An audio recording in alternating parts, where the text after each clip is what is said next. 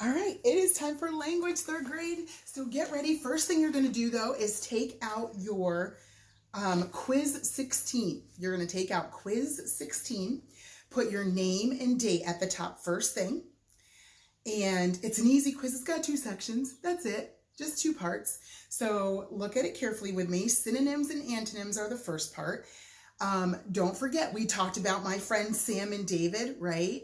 And that first day that we met them, they were doing everything the same. Sam was happy. David was glad. Sam was cold. David was chilly. Sam was wet. David was damp. Sam was sad. David was upset. Sam was felt old. David felt antique. Okay, whatever it was, they were the same. They were very similar to each other, and everything that they felt was very similar. The second day we met them, things weren't so great because they were so opposite of each other that day. Sam was happy, David was sad. Sam wanted the window open, David wanted it closed. Sam was hot, David was cold. Sam was wet, David wanted to stay dry. Sam was felt, grown and old, and David felt young and dumb. And Sam wanted his hands up, and David wanted his hands down. And Sam wanted to, feel the cold, and David wanted to feel heat. They were just opposite. They kept like going against each other. And so that's what antonyms are. Antonyms go against. Synonym means the same. Antonym means against. Remember, an antonym against, S in synonym same.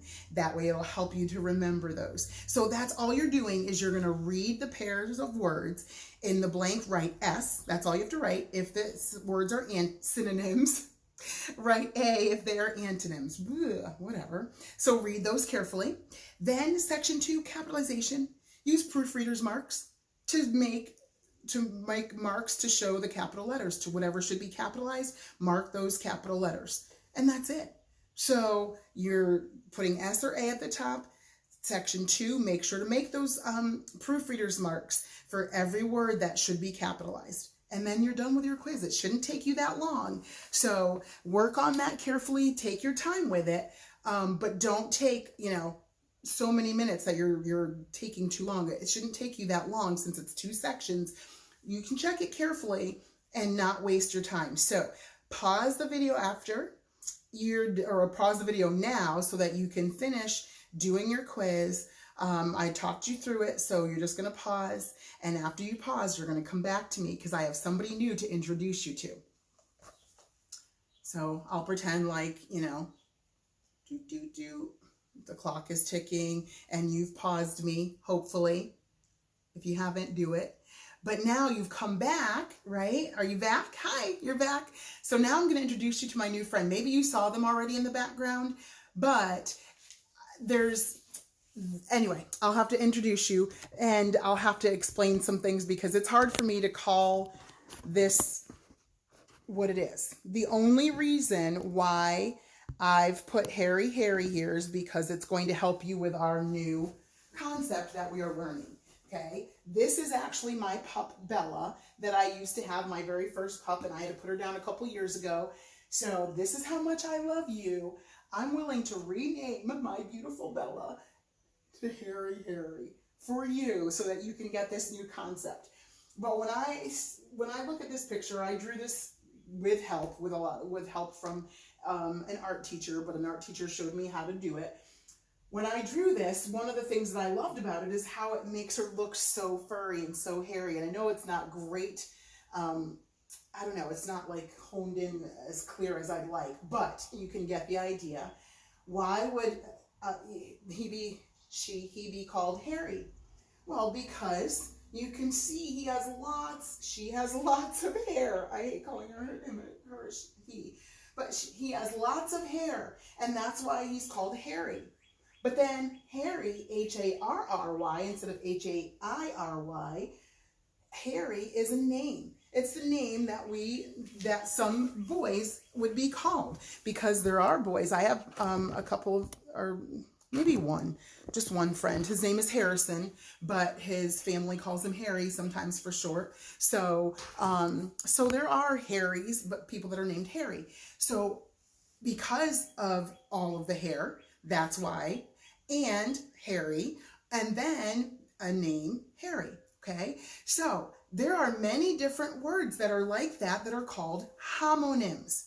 So we look at Harry, Bella, and we see that big shaggy ears, and big shaggy ears are going to help him, her, hear, because homonyms, when you hear them, they sound the same. And so they're very interesting because they sound the same.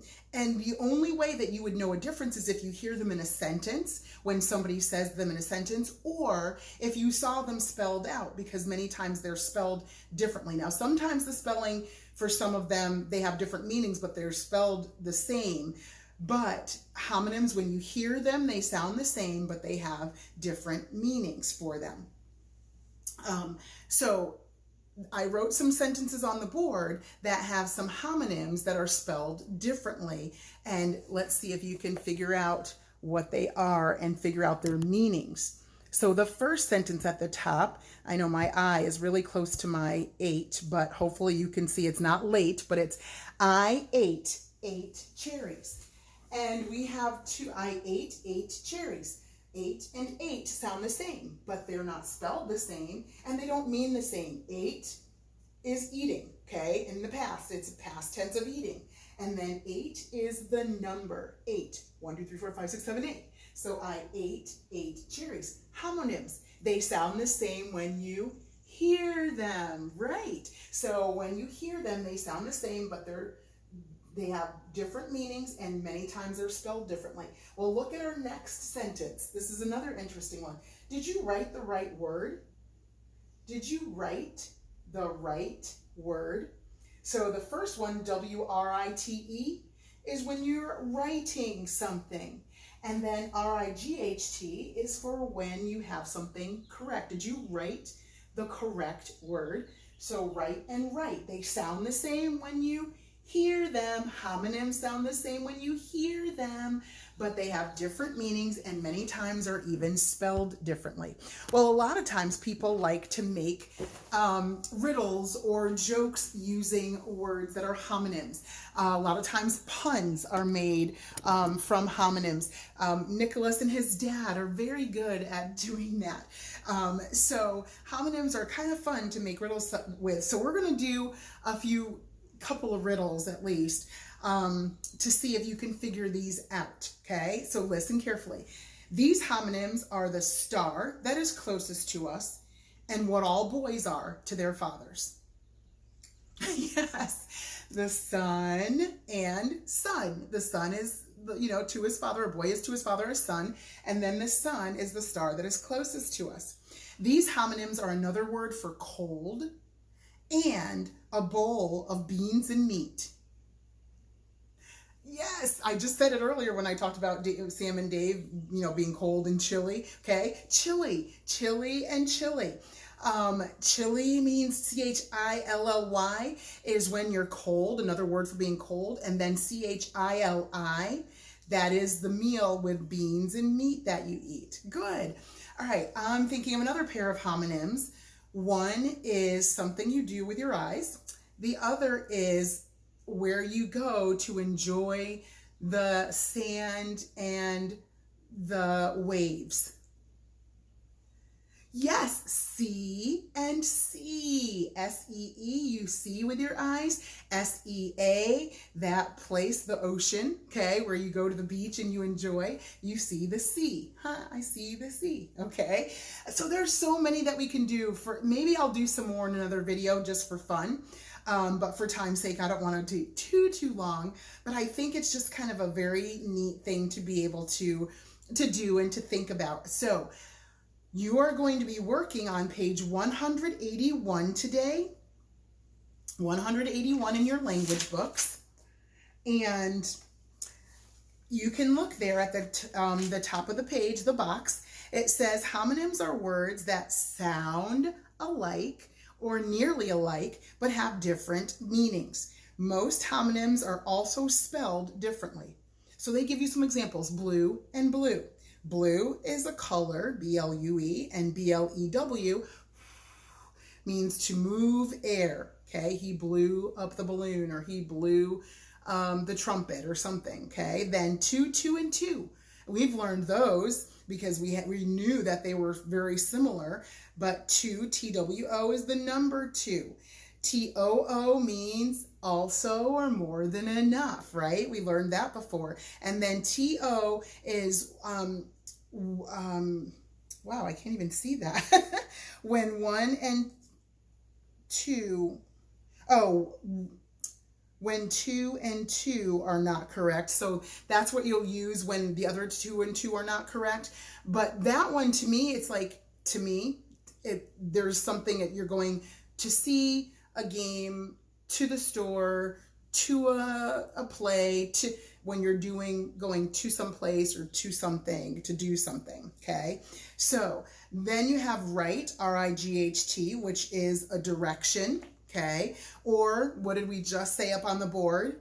When something is correct. Okay, that's right, that's correct. Okay, and then right, W-R-I-T-E, is to make letters, numbers, and words. So when you're writing something. Okay, so then think A. Draw a line from each word in column A to its homonym in column B. So look, and it's going to be easy because they're going to sound exactly alike. They're going to be spelled differently, but they'll be very similar in their spelling as well. So it'll be easy to figure those out. So look at those carefully. As you're doing that, try to think and see if you can figure out what each of them means, because they do have different meanings, and it's important to know which one to spell correctly if you are using it in a sentence, because that's what you're going to do for think B. Complete each sentence by choosing the correct homonym in the parentheses. So you need to know which right would be right to put in there. Okay, do you put R-I-G-H-T or do you put W-R-I-T-E? Which one would be correct to put in there? So think that through carefully. So read those through and figure out which spelling is the correct one. And there is only one that would be correct, okay? Then think C, draw a line to the correct homonym, to connect the homonym, with its meaning. So each one of those you're telling, well, what does the first one mean? What does the second one, the number 3, C, what does the next one, C, mean? So look at the spellings and then figure out their meanings from that, okay? That's it. That's your page. How simple, right? But it's good for you to know these things. So we learned our synonyms, our antonyms, and now we've done our homonyms. So keep working on those. Think those through carefully so that you'll know the differences between synonyms, antonyms, and homonyms, so that if you see those on a test or a quiz coming up soon, which there's not that much left, so you will see that coming up, you'll know what those are. All right? So keep working hard. Do your best. We're almost there. Keep working. See ya.